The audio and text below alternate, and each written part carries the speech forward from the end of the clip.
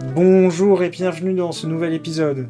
Aujourd'hui, intéressons-nous au genre des jeux. Commençons donc par définir ce qu'est le genre d'un jeu. Pour un jeu, le genre est une classification qui se définit principalement par des fonctionnements intrinsèques et des codes de gameplay similaires. Cela peut paraître assez flou dans un premier temps, mais pour faire plus simple, il suffit de voir le genre d'un jeu comme une boîte avec une étiquette où l'on range dans cette boîte les jeux qui ont des caractéristiques de gameplay communes. Vous vous demandez sûrement pourquoi je vous parle d'un truc aussi évident que le genre d'un jeu. Eh bien premièrement, car un rappel et quelques clarifications ne font pas de mal. Mais aussi parce que le genre des jeux est un peu utilisé à tout va sur des plateformes comme Steam, qui compte aujourd'hui 441 tags, un minimum de 82 genres, dont 8 genres principaux.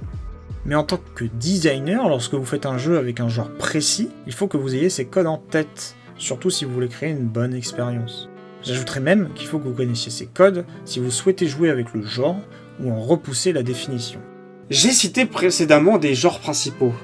Ceux-ci ne sortent pas vraiment de nulle part. Ce sont des genres qui en regroupent la plupart et dont ceux-ci découlent.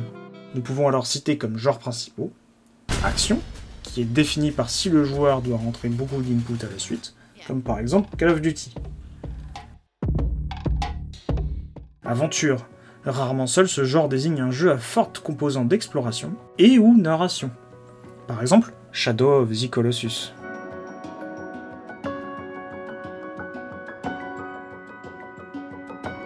Réflexion se définit par le fait que le joueur doit combiner, manipuler des éléments pour obtenir des résultats. Par exemple, Professeur Layton. Stratégie. Jeu où le joueur doit prévoir à l'avance ses actions, comme par exemple Age of Empires 2.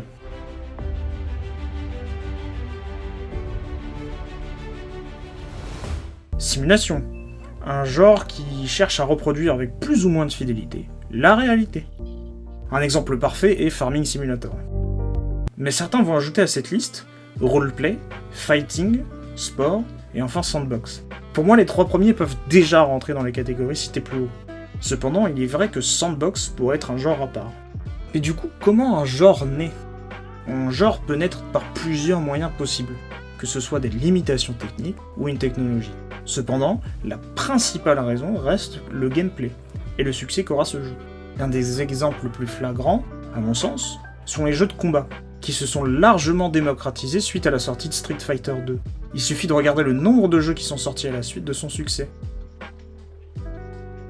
On peut aussi prendre en exemple, un assez populaire, le Metroidvania, qui est comme vous le savez l'abréviation de Metroid et de Castlevania. Ce nom qui prend les deux égéries du genre n'est pas le seul exemple. On peut penser comme un exemple récent, et qui se démocratise dans le langage commun, le Souls-like, en référence au jeu Dark Souls. Parler d'un donjon crawler, mais avec une forte difficulté, un côté exploration moins enfermé dans le donjon, le tout dans un univers, généralement de dark fantasy. Même si cela n'est pas une obligation, comme par exemple le jeu The Surge, qui se passe dans un monde SF. Connaître les genres de jeux peut paraître dérisoire, or cela reste important en tant que designer. Attention, je ne dis pas qu'il faut tous les apprendre par cœur, ainsi que comment ils fonctionnent. Cela est compliqué. L'important c'est de comprendre les codes et de savoir les utiliser, que ce soit dans le but de créer une forte expérience de jeu, ou de renouveler le genre. Il n'est d'ailleurs pas rare de voir de plus en plus de jeux qui tentent des mélanges qu'on n'aurait pas soupçonné possibles il y a quelques années et qui fonctionnent.